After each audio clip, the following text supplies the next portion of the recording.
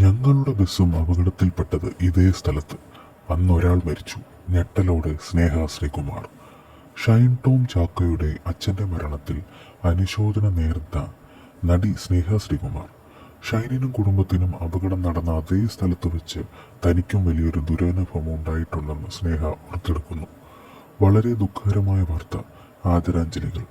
സേലത്തിനടുത്ത് ധർമ്മപുരിയിൽ അന്ന് അപകടം എന്ന് വാർത്ത കണ്ടു. ഇതേ സ്ഥലത്തായിരുന്നു ഛായാമുഖി നാടകം കഴിഞ്ഞ് ബാംഗ്ലൂരിൽ നിന്ന് വരുമ്പോൾ ഞങ്ങളുടെ ബസ്സും അപകടത്തിൽപ്പെട്ടത്.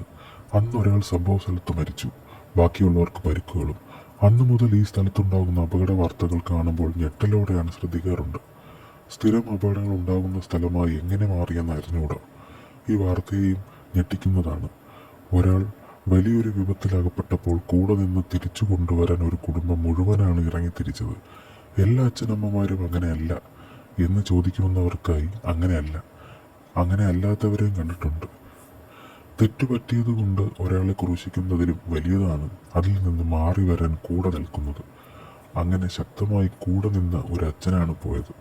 ഈ വാർത്തയ്ക്കടിയിൽ വന്ന് നെഗറ്റീവ് കമൻ്റ് ഇടുന്നവർക്കാണ് ആദ്യം ചികിത്സ വേണ്ടത്. സ്നേഹയുടെ വാക്കുകൾ. സബ്സ്ക്രൈബ് ചെയ്തേക്കണേ.